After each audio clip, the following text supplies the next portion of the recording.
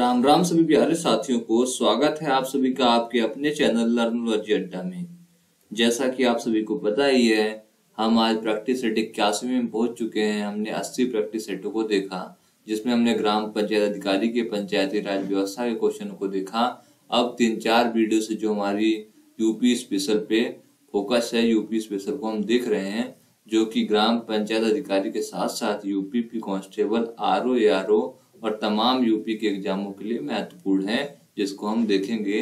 और जो भी इस वीडियो में हम क्वेश्चन करने वाले हैं, यह क्वेश्चंस हमेशा प्रीवियस ईयर में कभी ना कभी किसी एग्जाम में पूछे गए हैं। यूपी पीएसएल में पूछे गए हैं, यूपी आरओ एआरओ में पूछे गए हैं, यूपीपी में पूछे गए हैं, यूपी एसआई में, यूपी के तमाम एग्जामों में ये क्वेश्चन पूछे गए हैं। तो हम उन क्वेश्चनों को ले रहे हैं और देखते हैं उन क्वेश्चनों को और याद करते हैं इस वीडियो में। तो आज के पहले क्वेश्चन को चलिए देखते हैं। आज का पहला क्वेश्चन हमारे सामने है, निम्नलिखित जनपदों में कौन सर्वाधिक वनाच्छिद्र है। मतलब सबसे ज्यादा वन जो है, पेड़ पौधे किस जनपद में है। उत्तर प्रदेश के 75 जिलों में कौन से जिले में सबसे ज्यादा वन है, जंगल है। तो ऑप्शन है हमारे सामने लखीमपुर खीरी, सोनभद्र, पीलीभीत, चित्रकूट। यह question UP PSC health inspector 2013 में पूछा गया था। आपको बता दूं, वन स्थिति रिपोर्ट 2021 के अनुसार उत्तर प्रदेश में सर्वाधिक वनाच्छादित जनपद सोनभद्र है। उत्तर प्रदेश में कौन सा जिला है? सोनभद्र। सोनभद्र कहाँ पड़ता है हमारा?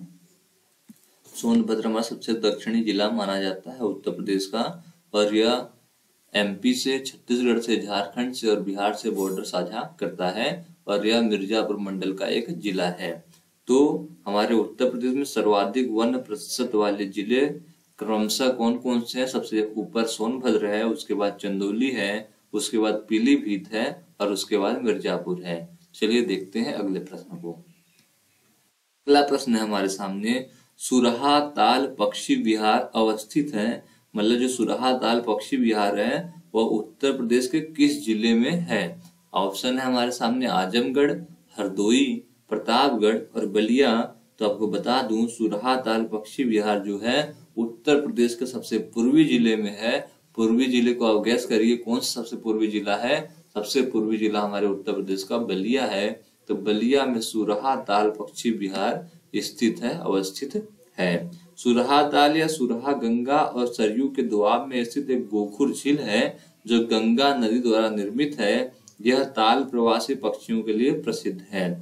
सुरहा ताल पक्षी विहार की स्थापना 1991 में हुई थी। यह 34.13 वर्ग किलोमीटर के क्षेत्रफल में फैला हुआ है। कितने वर्ग किलोमीटर में फैला हुआ है? तो आपका जवाब होगा 34.13 वर्ग किलोमीटर में फैला हुआ है, और इसकी स्थापना 1991 में हुई थी। चलिए बढ़ते हैं अगले प्रश्न की ओर।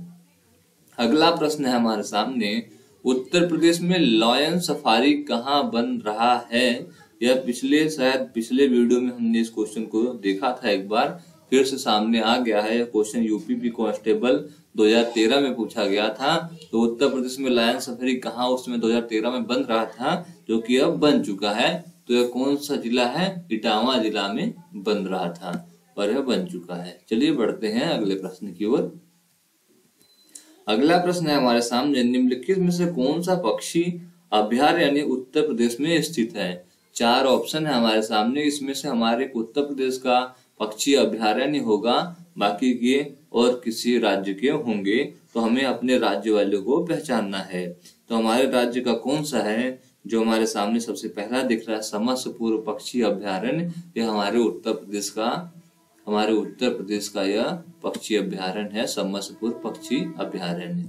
उसके बाद ये वेदांतगल पक्षी अभयारण्य कहाँ है? तो तमिलनाडु में है। घाट प्रभा पक्षी अभयारण्य कहाँ है? तो यह कर्नाटक में है। और जायकवाड़ी पक्षी अभयारण्य कहाँ है? तो यह महाराष्ट्र में है। हमें समस्तपुर पक्षी अभयारण्य को याद रखना है कि यह उत्तर प्रदेश में स्थित है। यह क्वेश्चन पूछा गया था आपका यूपी SSSC वन रक्षक में 21/8/2022 को जो पेपर हुआ था अभी, उसी में यह पूछा गया था। चलिए बढ़ते हैं अगले प्रश्न की ओर और देखते हैं प्रश्न को। दुधवा राष्ट्रीय उद्यान हमारे राज्य के निम्न में से किस जिले में स्थित है? यह क्वेश्चन काफी बार कई एग्जामों में पूछे जा चुके हैं, तो यह आपको शायद पता भी होगा। तो वर्ष 1977 में सरकार ने लखीमपुर खीरी जिले के 614 वर्ग किलोमीटर क्षेत्र को दुधवा राष्ट्रीय उद्यान के रूप में आरक्षित घोषित किया था।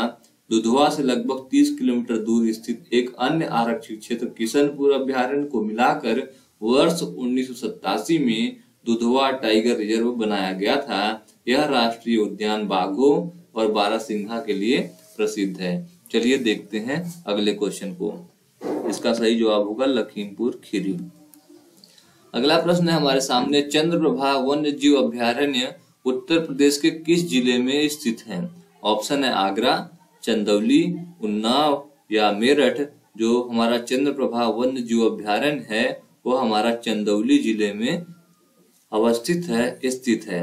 किस जिले में है? चंदौली जिले में स्थित है। चंदौली वाराणसी मंडल का एक जिला है और वाराणसी से 70 किलोमीटर की दूरी पर चंद्रप्रभा वन्य जीव अभ्यारण्य स्थित है। इस अभ्यारण्य की स्थापना वर्ष 1957 में एशियाई शेरों को संरक्षण देने के लिए किया गया था।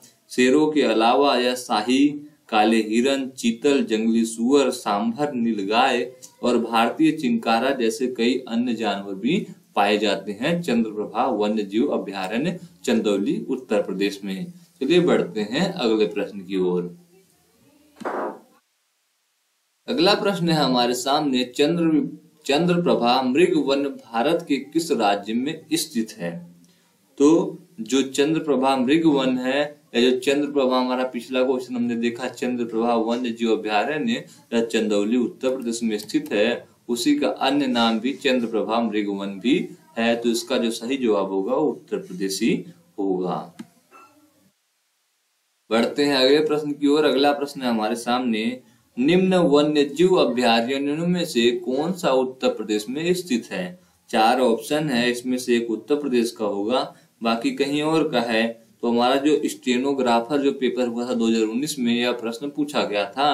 तो अभी हमने लेटेस्ट पिछले क्वेश्चन में देखा चंद्रप्रभा वन्य जीव अभ्यारण्य हमारे उत्तर प्रदेश के चंदौली जिले में स्थित है।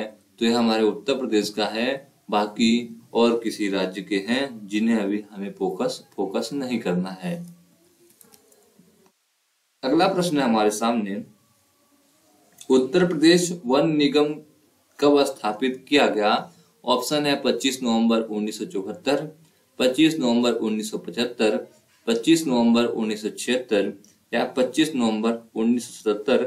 यह क्वेश्चन वन रक्षक की परीक्षा में 2015 में पूछा गया। तो इसका सही जवाब जो है वह 25 नवंबर 1974 को उत्तर प्रदेश वन निगम की स्थापना की गई थी।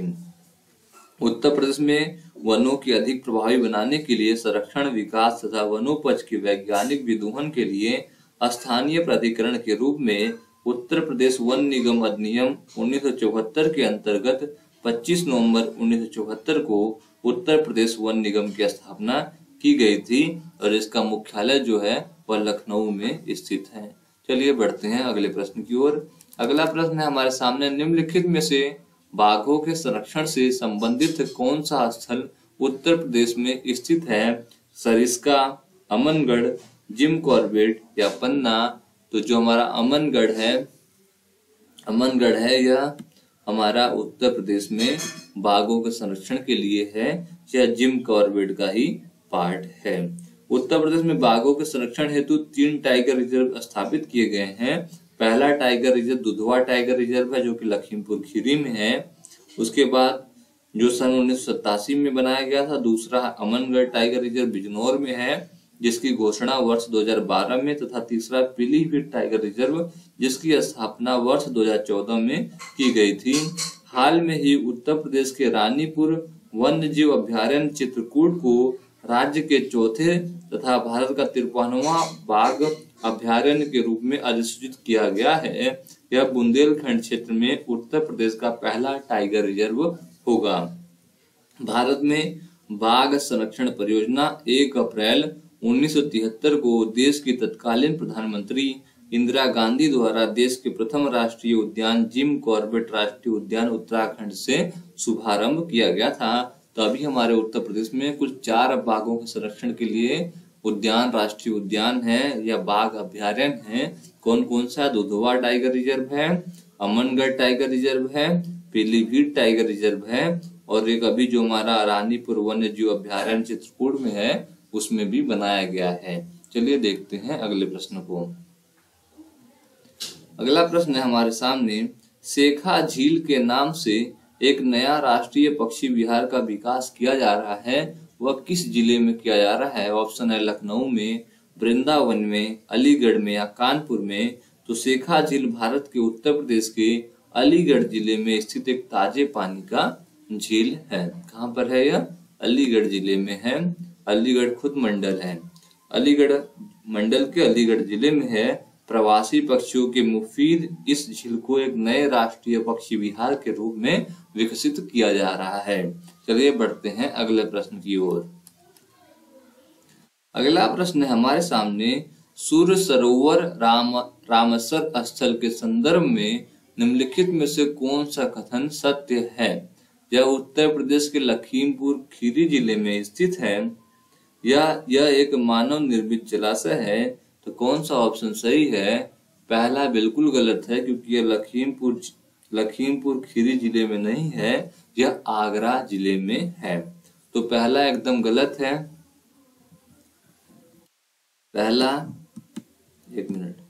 पहला गलत है क्योंकि यह लखीमपुर खीरी जिले में नहीं है, यह आगरा जिले में है। और दूसरा बिल्कुल सही है, यह मानव निर्मित जलाशय है, क्योंकि यह मानव निर्मित जलाशय है और आगरा में स्थित है। जो सही जवाब होगा, हम ऑप्शन की तरफ बढ़ेंगे जिसमें लिखा होगा केवल 2, वह बिल्कुल सही है, क्योंकि यह मानव निर्मित जलाशय है।